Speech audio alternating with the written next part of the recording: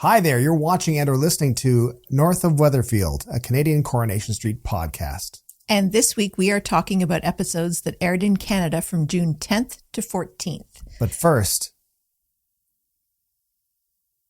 I was just going to say, if you don't want any spoilers and you haven't watched them, this isn't the time to be listening. Don't be messing around. Nope. Exactly. But until then, here's the theme.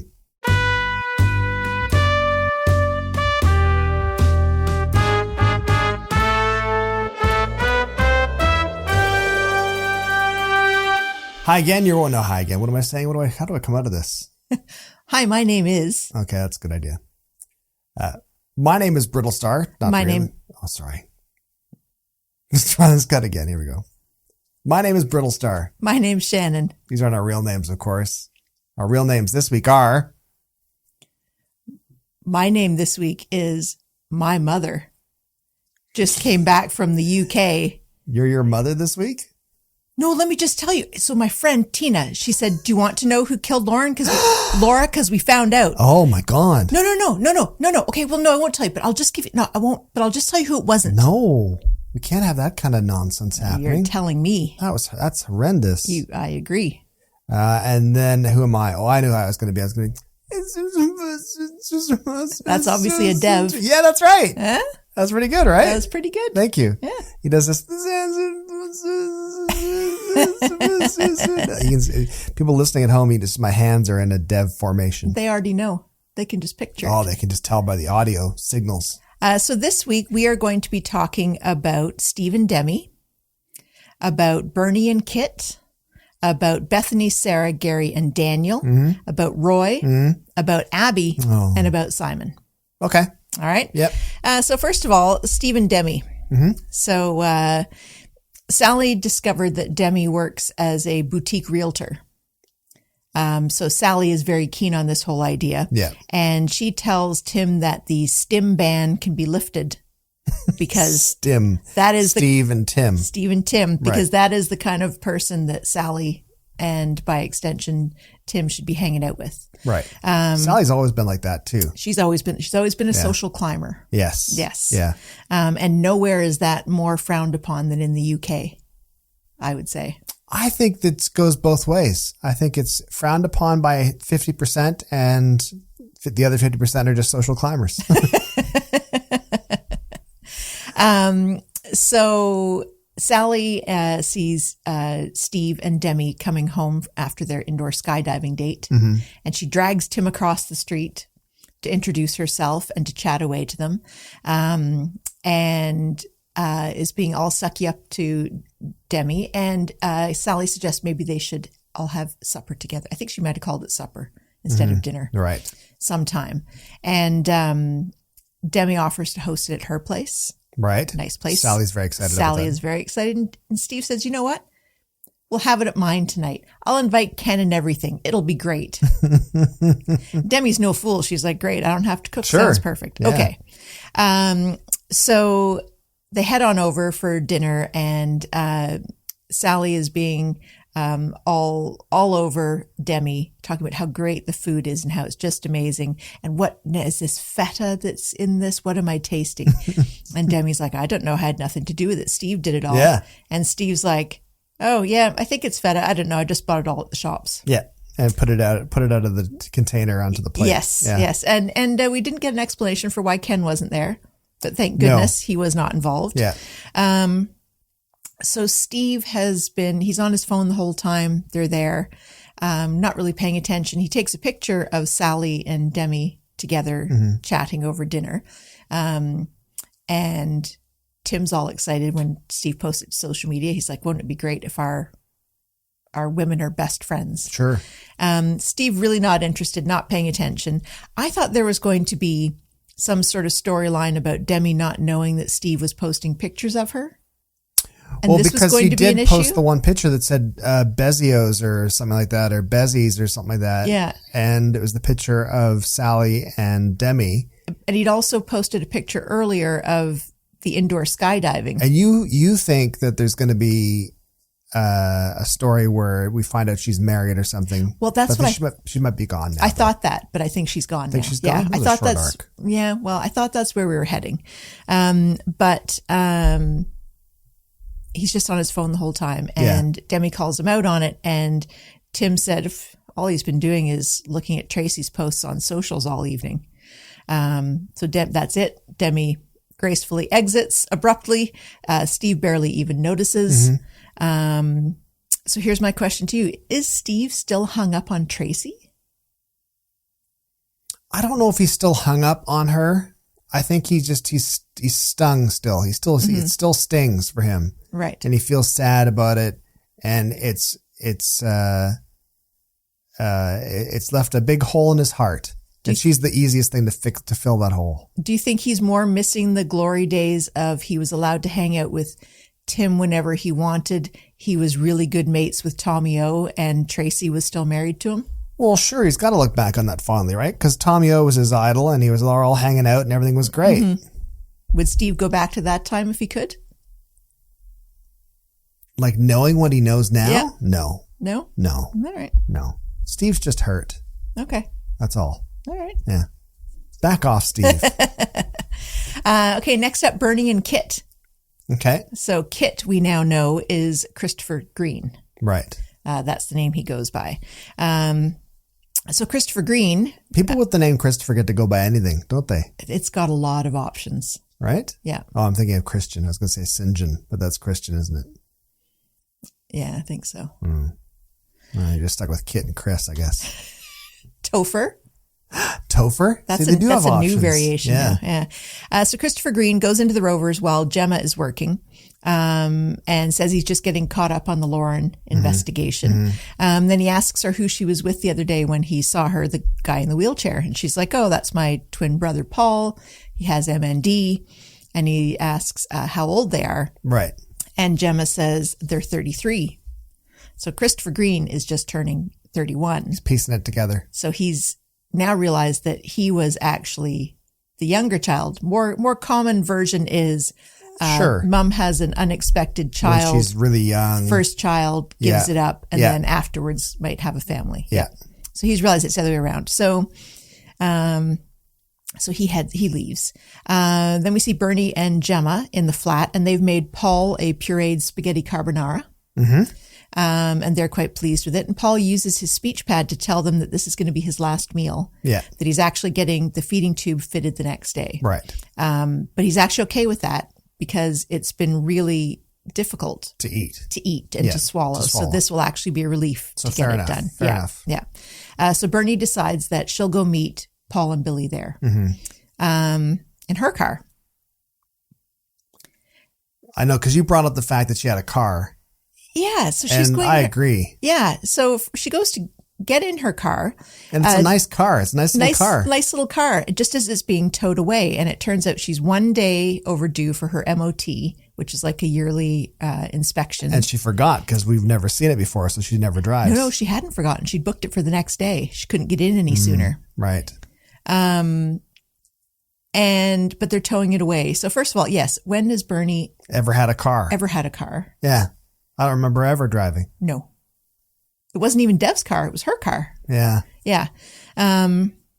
So she storms into the police station to complain about the fact that she's feeling that she's being persecuted, that her car has been, of all the cars to get towed away, yes, it was overdue, but how do they even notice that it was overdue by 1 day? Yeah. Why did they pick on her? Also, it was apparently just parked out on the street the whole time. Yeah. Maybe that's why they were towing it. She hadn't driven it in the 3 years she's been on the show. Yeah. When she's there, she sees Christopher Green and she lays into him because she thinks he had something to do with it, that he's behind the persecution. And he says nothing to do with him. Just then, Craig and his other fellow coworkers come out with a birthday cupcake.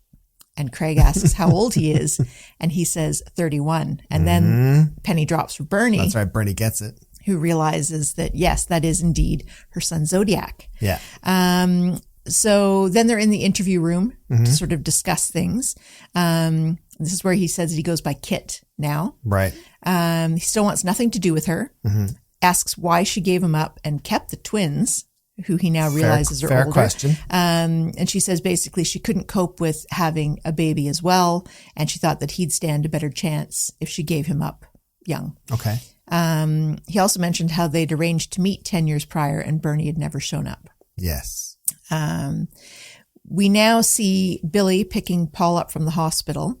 Paul and Gemma are waiting at the accessible spot, and some rando pulls into the spot right in front of them while they're waiting, gets out and marches in, and Billy calls him out on it and is like, hey, and Gemma, there's no placard. You don't have a parking permit. Mm-hmm. You don't look like there's anything wrong with you. And the guy's being lippy, and he's like, I'm just going to be a minute. Oh, I just didn't pull out my placard, whatever. And he said, I'm at the hospital. We're all disabled right now or something. So then it turns out that Kit has been spying across the parking lot. Mm-hmm. And I take it because maybe Bernie had said where she had been going to meet them. And he comes over with his badge out and he sorts the situation, which is great. Gets the guy to leave, and Billy can bring the car in. So another vehicle-related question. Paul and Billy have a car that can take the motorized wheelchair? It's not just a car, it's a van. Where did that come from? I don't know. Where are they parking it? I know. With Bernie's car? Exactly. Is there a secret lot, like one of those lots that has the machines that you park on and it goes, lifts your car up? Like now it feels like this family have way more cars than I ever thought they had. Now, Shannon, a little insight for you. Okay. They're keeping it in all the spare bedrooms upstairs. Having visited the outside of the Coronation Street set and being unable, and I'm not allowed to go into the inside of it, but the outside was revealing on its own. To be clear, the reason you aren't allowed in is because of me. Not that because you've been barred. That's why. That you've put forth. You've done anything. Because you're jealous and you wanted to wait until you could go. Correct. But there's a huge parking lot around the back. Oh, okay. So I'm assuming that's where they parked. That's probably where they kept it. Exactly. Yeah. Okay. Yeah. Did you go searching for all the MOTs on the cars? I didn't get a chance to. I didn't get close enough. I was scared off by a guy in a high-vis vest. So where am I at with this one now? And so then they ask Bernie afterwards, who was that guy? Because we saw you talking to him earlier. Right. And she just kind of deflects the whole thing. But then Bernie goes into the station to thank him for looking out for Paul. And they end up going back to Gemma's empty house to have a chat. Yes. Bernie and Kit. Yeah. And then she goes to get the biscuit tin to show him because he says, you just threw me away and you haven't really thought of me since. And she's like, brings out this tin and all the letters she's written, birthday cards over the years, all that sort of thing. And she explains that she had to give him up as once Denny found out she was pregnant with a baby that wasn't his because Kit was conceived when she and Denny broke up briefly. Yeah. Denny was left, and that's why she was absolutely couldn't do anything on her own because she was used to having him there with the twins as well. He then asked why she blew off the meeting when he was 21 years old because he'd been looking forward to it. Yeah. And I thought she was very forthright. She said, I wasn't in a good space. I'd been out the night before. I was all hungover and I got drunk again. Drunk again. Yeah, exactly. Yeah. So very honest. Mm-hmm. So here's my question. Is Kit going to soften to Bernie? Maybe he'll soften to Bernie because I think the reason he's been tracking her and stuff and keeping an eye on her is because he's, there must be like that thing where it's like, well, there's a connection here, obviously. And she does seem remorseful. Do you think it's that, or do you think he's just curious at all these new people? I mean, a bit of both. I think he's probably most intrigued by his brother and sister. That's what I'm thinking. His brother and sister, and then also his nieces and nephews. I don't even think he knows about the Quad Squad yet. He does, because Bernie said about in the kitchen. Oh, she said she's a great mom or something. Great mom or something, right? And it would be pretty evident that there's little kids there, right. I would think. Just wait till he finds out how many. How many kids there are. But let's get one thing straight, though. Okay. No sympathy for Bernie. She's still going to, it's going to crush Paul. He's going to be beatific about it. Is that the way you pronounce it? I think it'd be more beat. I don't know. Saint-like. Saintly about it. And he's going to say, this is good. I'm glad he's going to be happy because he's in that mode, which is fine. Mm-hmm. Bernie blew it. No. She blew it with her son, not by giving him up. That's not Correct. why she blew it. I agree. She blew it by can you imagine being 21 years old and being told, hey, listen, I'm your birth mother. I'd like to meet you. And you'd be like, wow, that's the time for remorse. That's the time for forgiveness, acceptance, starting new. Getting stood up again? How much damage would that do to someone? But let's go. So that was 10 years ago. I think we had Gemma on the street by then. Yeah. And we didn't have Bernie because her mom was such a mess. Yeah. She was still a mess 10 years ago. She was still a mess 8 years ago. But I think, what's Tyrone's mom's name? Scylla or something like that. Damn it. We should know that, shouldn't we? She hasn't been in forever. Is there a podcast about Coronation Street we can listen to find out? What? No, not Scylla. Tyrone's sorry, mom. His birth mother, Cassie. Cassie, there we go. Scylla, I think, was his mom that raised him. That's right. So with Cassie, she's portrayed to me as an addict. Okay? Mm-hmm. So she does things that are very addict-like. Okay. She's clouded by that affliction. Yeah. And I feel more sympathy for her, though not much, but more sympathy for her than I do for Bernie. Everything that Bernie does is oblivious to the rest of the world. But Bernie, I think she tries hard to do good things, but she's just oblivious. I think Bernie's just a mess. I think it's all beyond her. It's all beyond her capabilities. Well, she is a mess, but that doesn't mean I have to forgive her. I'm so angry at her for standing up. Some sympathy. For standing up Zodiac. I can't imagine being 21. I know. And being told your birth mother wants to meet you and then being stood up, just being ghosted by your birth mother. That would be, you'd be crushed. You'd be like, this person obviously doesn't want me. I agree. So that's it. We're both settled. Bernie's no good. Nope. You're too hard on Bernie. All right. Fight in the comments. Now go. Let's go on to some upstanding citizens. Bethany, Sarah, Gary, and Daniel. Okay. Level heads, every one of them. Yep. So Sarah tells Shona about the suspicious mark on David's trousers. Yeah. And I like Shona because she's no nonsense. She just demands to see his phone. I do also like the fact that we use her brain injury as a reason for her to cut through the crap. Yeah. Which is great. Yeah. Yeah. Yeah. I know. I feel she was already kind of like that. Yeah. Oh, for sure. But now she just has an excuse to. She's just milking it now. Yes. Yeah. To have no filter. Demands to see his phone. And he's like, I don't know about that. Well, let's swap phones. And so they swapped phones.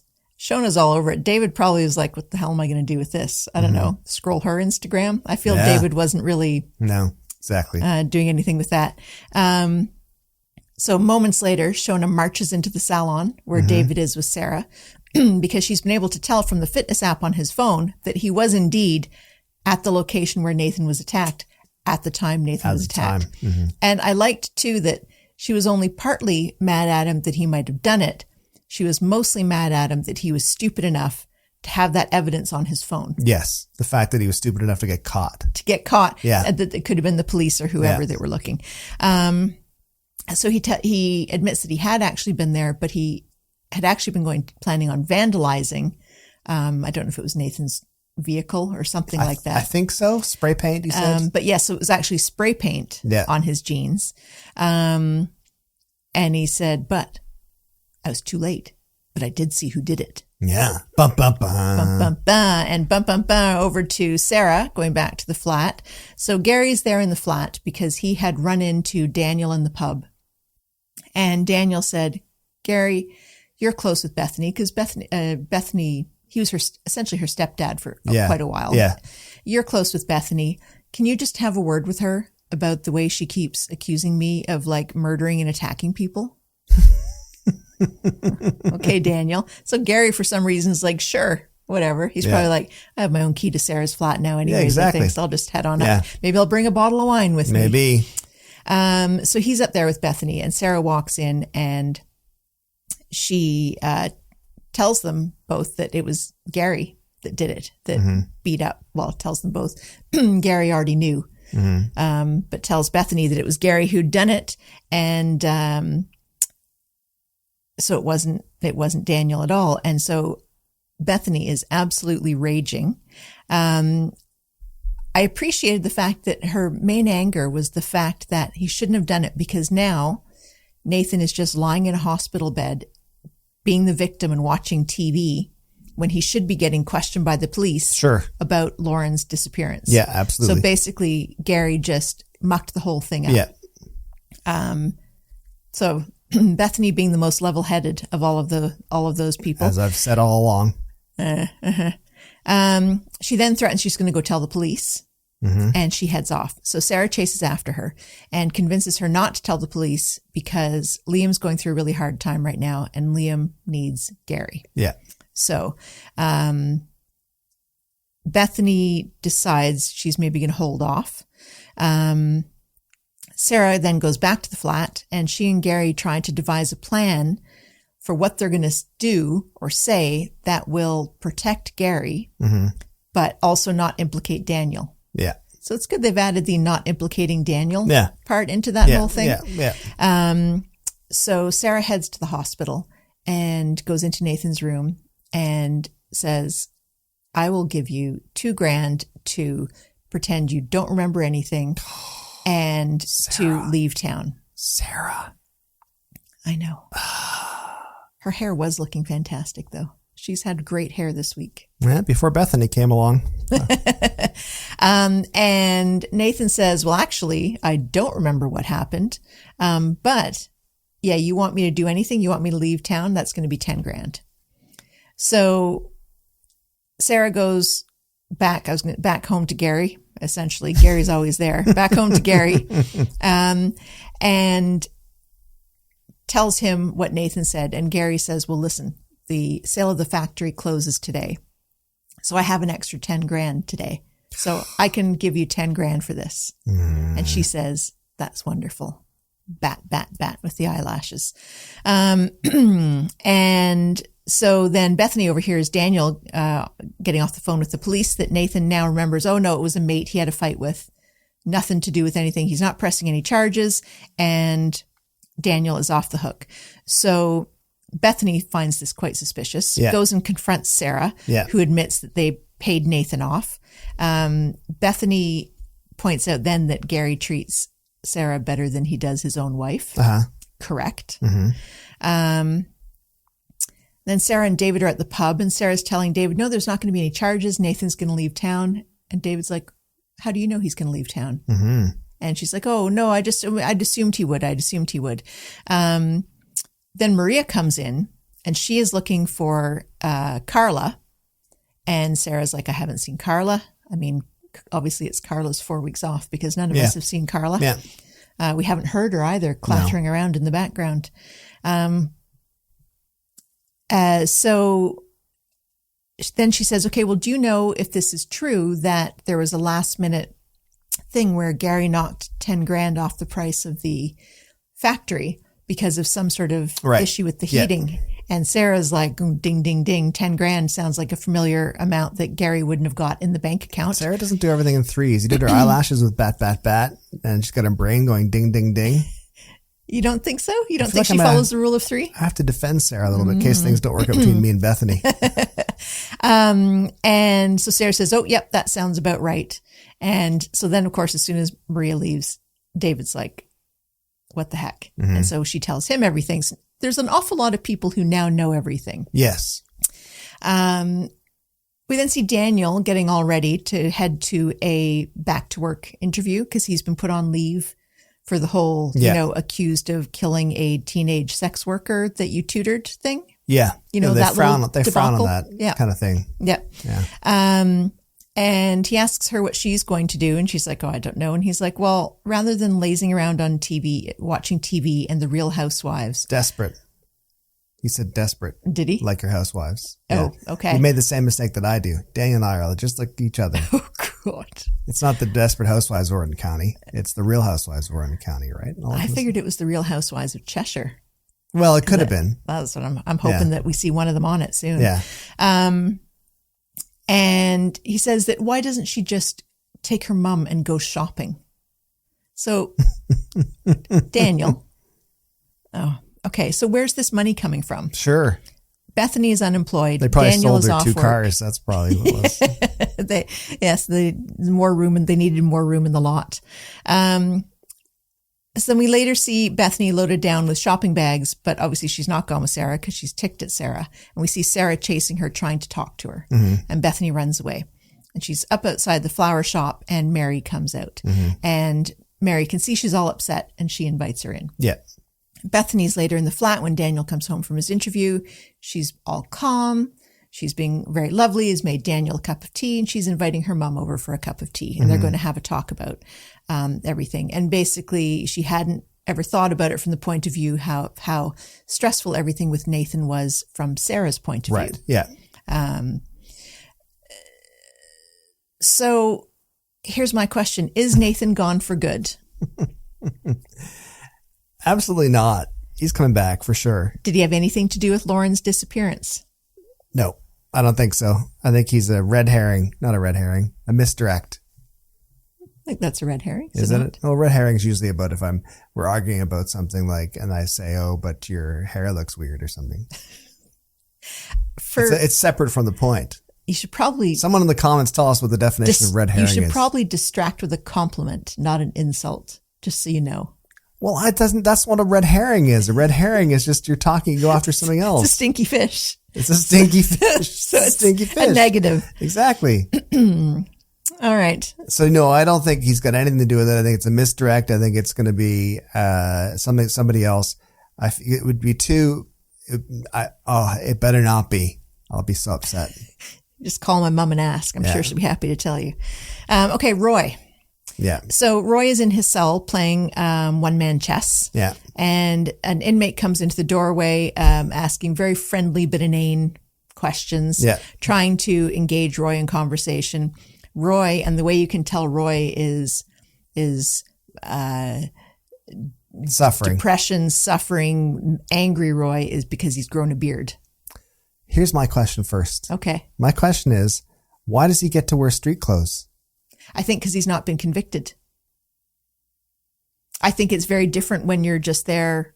Is it called on remand? But he's been there for weeks. I know, but he's not convicted. I think you're allowed to wear your own clothes. Doesn't make any sense to me. I'm not positive.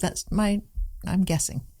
So anyways, Roy flips out on this guy, shouts at him, essentially practically shoving him out of the room. Yeah.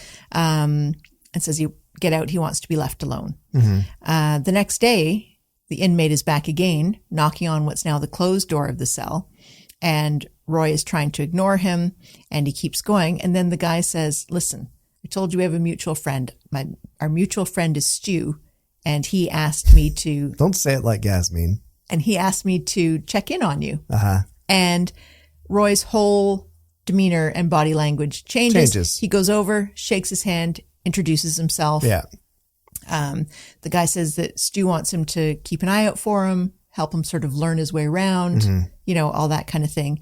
And he also brought Roy a copy of one of Roy's favorite books from the library. Very nice. So that was nice. Yeah. So that was very brief. Roscoe. Yeah, we don't know what Roscoe's in for. We don't know what Roscoe's in for, but Stu was inside with him, so he obviously knows he's not a terrible person. Yeah. Or he wouldn't have asked him to check in on Roy. Yeah, exactly. Yeah. And then Simon. So Leanne is heading off to the retreat, and amongst the things she's packing for the retreat are 3 unopened bottles of perfume. You know what though? That totally tracks with Leanne. She's gonna have like sleeve cap puffy puffers, sleeves. Yep. But no, like something to repuff them should they deflate halfway through the day.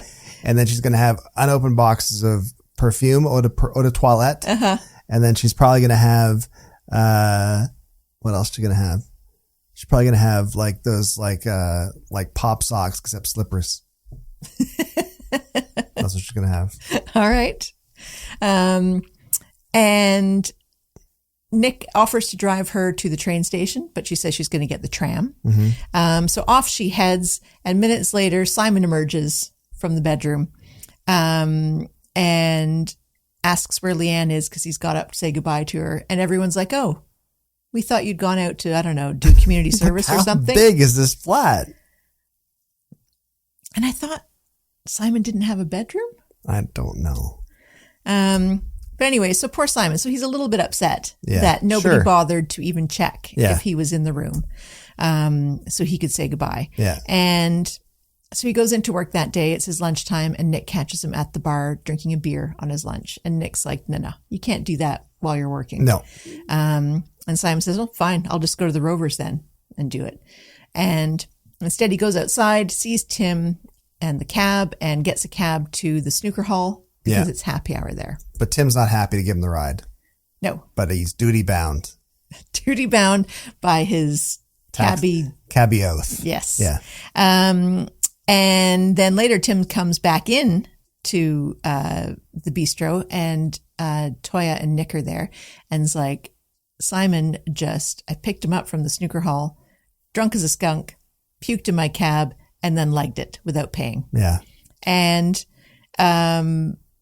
they just sort of go, oh, that's terrible. Okay. No one offered to pay Tim No, I know. either a cleanup charge or for the fare. Well, it should be £100. I would think it is a Right? hefty charge. Sure. Yeah.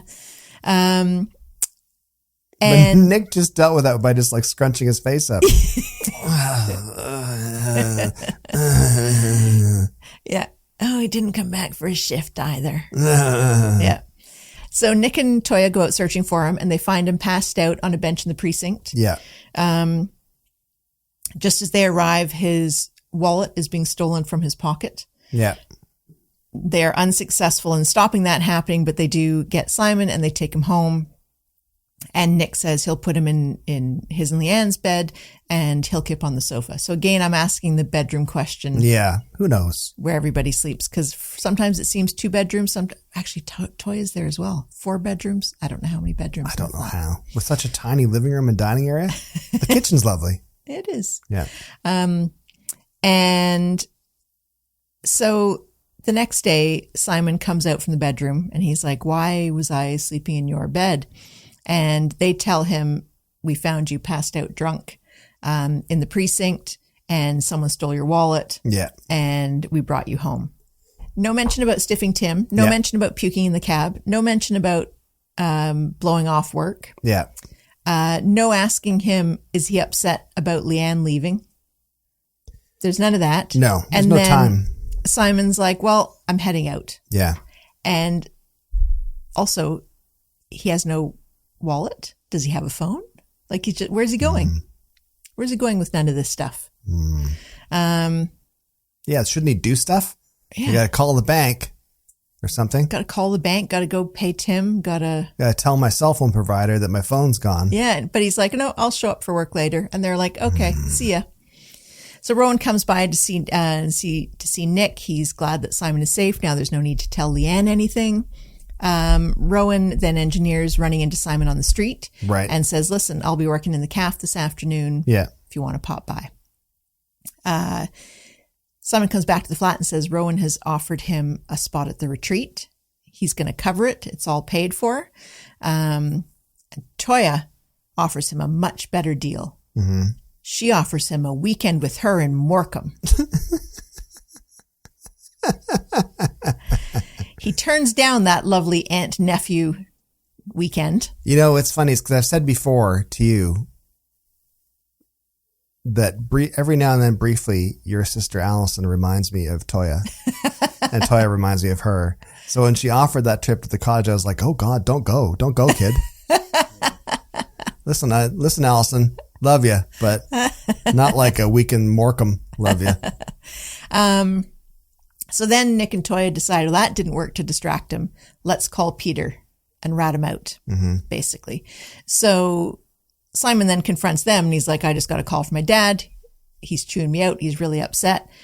How could you go behind my back? And they're like, well, we're worried about you. And he's like, did you not think that maybe, like, what's my dad going to do? He's oceans away. You might have triggered. Oceans away? He is. That's a romantic way to put it. He's a sailor man. That's true. Okay. Sorry. You could trigger him to go back into his alcoholism. Yeah. It was really irresponsible thing to do. Fair point. Fair concern. Yeah. But then it turns out that Peter has offered Simon a job Yeah. on the boat. Yeah.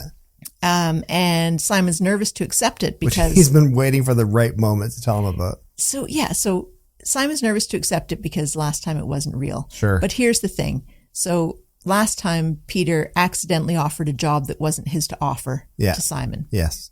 Genuine misunderstanding. Sure. This job is now sitting there available and Peter hasn't bothered contacting Simon? I mean, he should have contacted. Maybe he was thinking, I don't know, maybe he's got his life together now. Maybe I should just not complicate maybe things. The Amazon returned vape sales has are gone going well. crazy and turned into an empire of returned Amazon vapes. Yeah. So then the next day we see Simon sitting down at the breakfast bar in the kitchen, sipping away nonchalantly on a coffee, and Rowan turns up at the door and says, "All right, I'm here to pick you up for the retreat." And Simon goes, "Oh, yeah, I was going to text you. Yeah, I'm going to go." On what phone, Simon? On what phone? We don't know his phone got stolen. Oh, yeah, that's true. But also, it's like, I was going to text you. I'm not going to come to the retreat. But you're just sitting having a coffee. Like, irresponsible. That kind of stuff won't fly on a ship. I think it's just a boat, so it's okay. Oh, it's fine then. And he says, "I'm going to go work for my dad instead." Mm-hmm. And Rowan is like, "Okay, great. We're here for you when you get back. Have fun." All that kind of stuff. And then Simon's saying, well, he's a bit worried because, he's not going to be able to see Leanne before he goes. And they say, "Oh, no, you're not. Your flight's not until after Leanne's back. You'll see her." Why can't he do both then? Why can't he go to the retreat? Shannon, do not push our little Simon into the arms of that cult. I don't know, though. I don't know. I thought the same thing. I don't know why he can't do especially both. If it's free. But at the same time, they don't want him to go anyway. Yes. Because it'd be a little bit programmed. He'd probably end up not going with his dad then. So, okay, here's one question.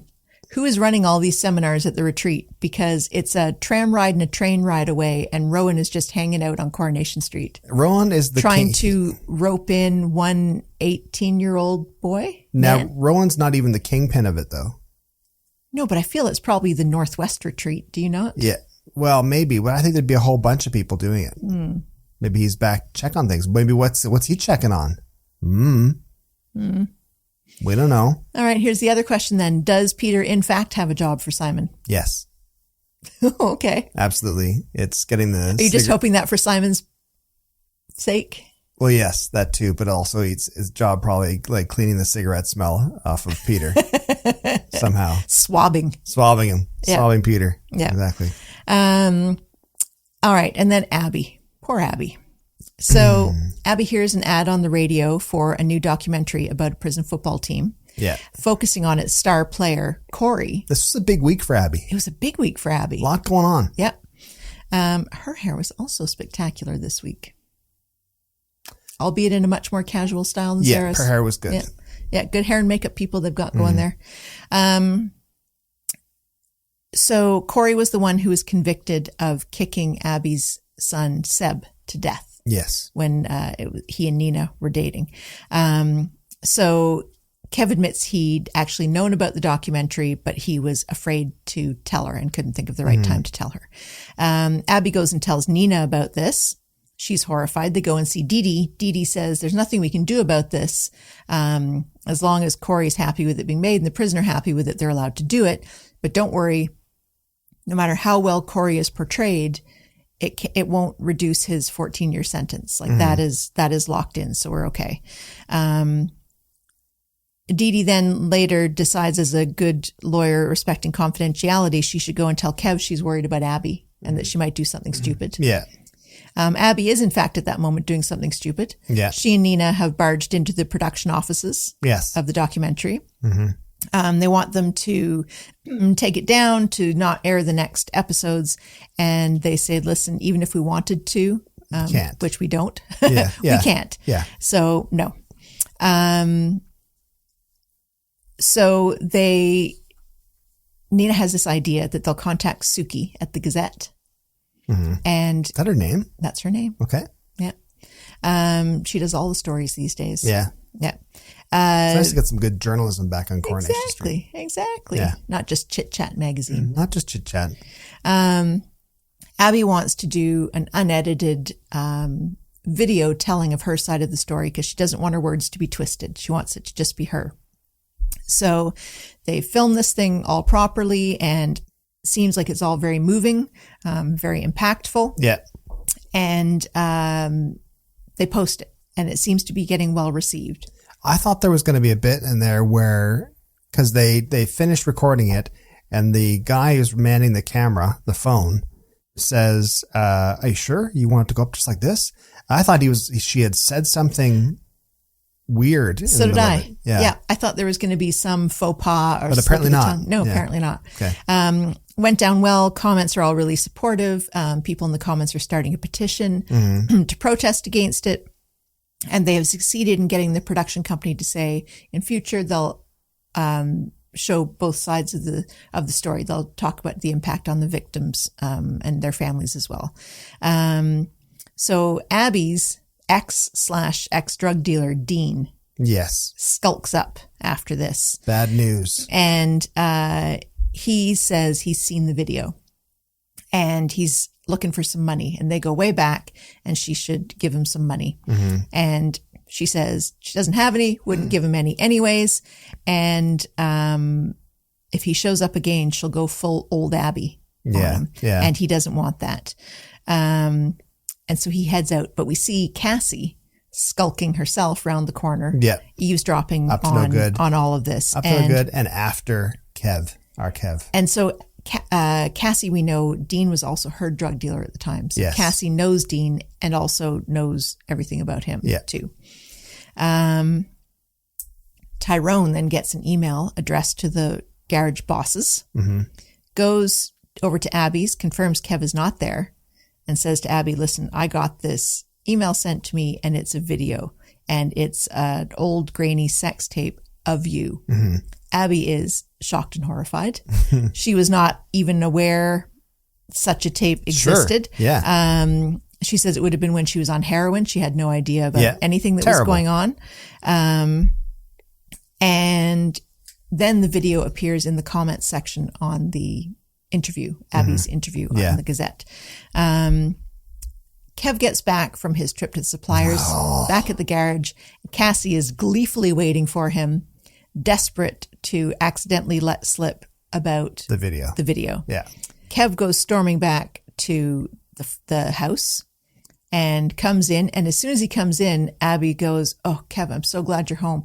I have to tell you something. It's not pleasant, but I really need to talk to you." Sure. Kev's like, "I already know all about it.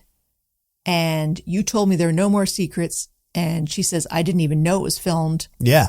I think I was probably on heroin. I knew nothing about this." And he said, "You promised there are no more secrets. I can't forgive you for this. I can't unsee it. You're a horrible person." He storms off again.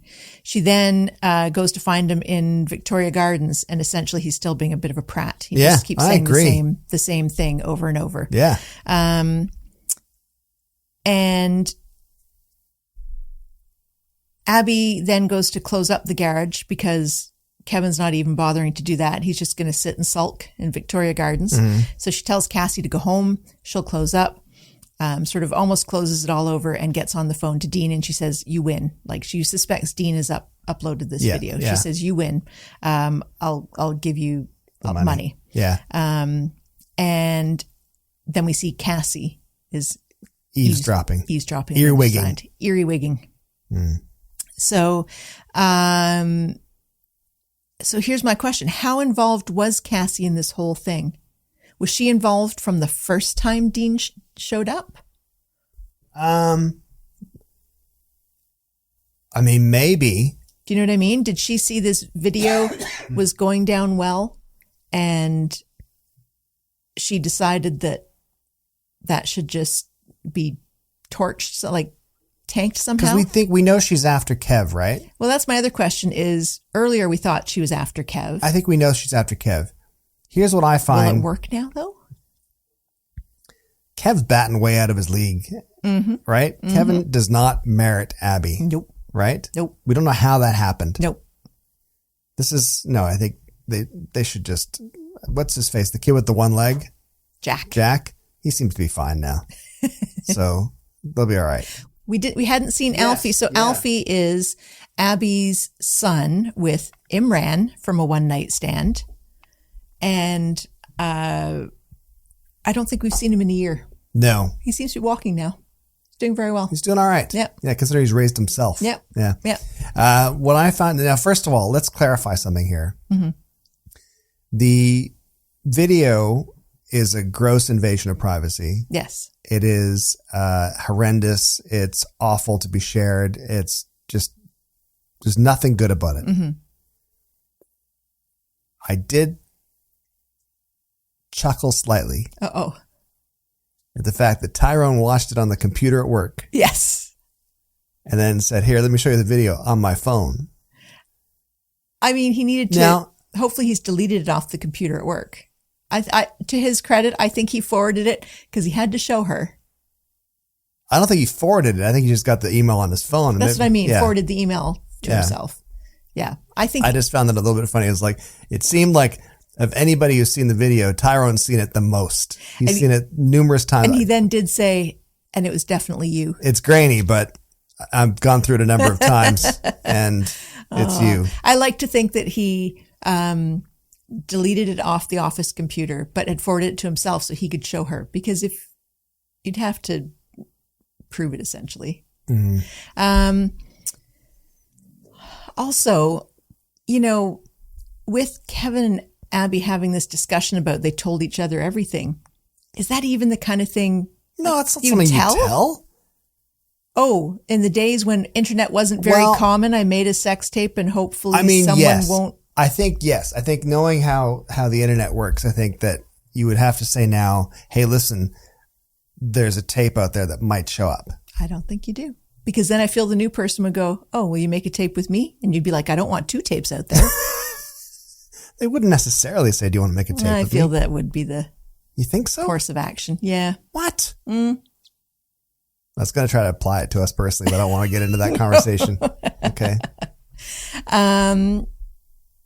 Yeah. Okay. Well, I'm kind of hoping that, I mean, I feel Cassie's welcome to Kevin. Okay. Like she can have him. I'm trying to find my moments. Okay. Got it. But yeah, I think Abby needs to dump Kev. Yeah, I agree. And also, Kev had known for a few days about this documentary, but hadn't told her. And she started to tell him immediately the second he came home about the video. Listen, again, we don't need to repeat this, but we will. Kev's batting way out of his league with Abby. Okay. Favorite funny moments. There were a few. There were a few. I quite enjoyed Dev happily accepting Christopher Green's untouched pint. Yes. Literally, Gemma was just like, Dev, do you want this? And he was like, oh, don't mind if I do. Yeah, exactly. That was good. I like that. I liked when Bernie said to Dev about her car being towed and she had to pay £300 to get it back. His reaction was, "Don't," which was great. Also, her whole story seemed so like it would be a bit like, really, really, really. Dev just believed her, unlike Daniel not believing Bethany seeing Nathan. Listen, Dev's gone through his highs and his lows, but he's a good man. He's currently a high right now. He's a good man. He's riding high. Yeah. Speaking of Dev, I also, Mary was buying kiwis in the shop. That was picked up a explicit. kiwi and said to Dev, I really struggle not to think of your naked charity calendar every time I eat one of these.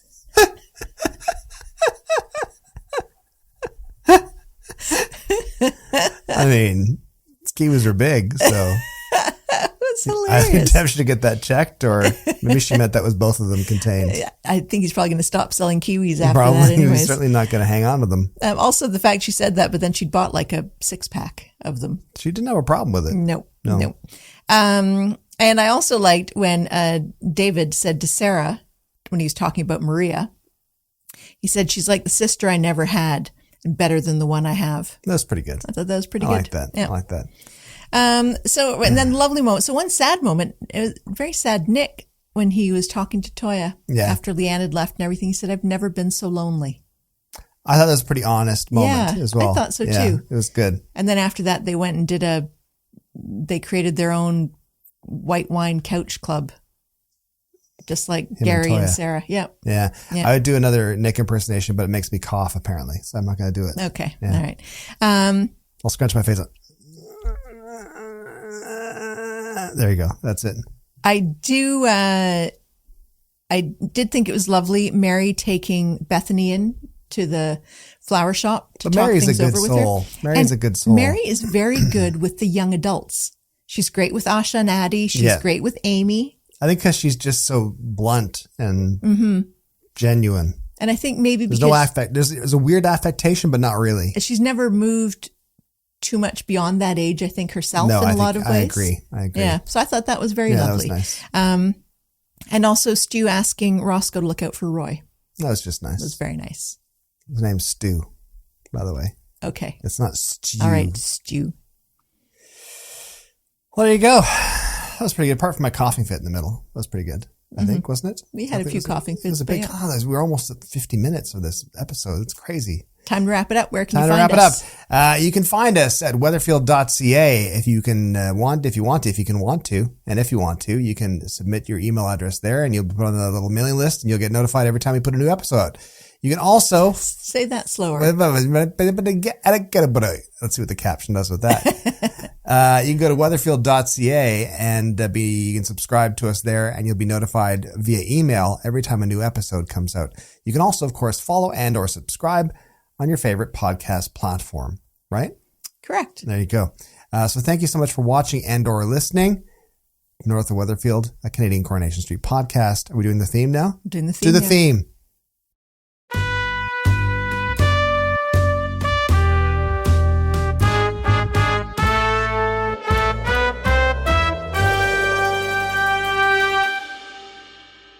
Also, we now know that Lauren's murder is about to be solved in the next few weeks.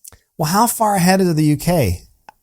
I'm not Googling anything. I want to say they're about 6 weeks ahead. 6 weeks? But it had already happened by the time she went over. And how long ago was that? A week or two ago. It's coming soon, folks. I'm angry at your mom. Let's just call it that. Thanks so much for watching. See ya. And listening. See ya.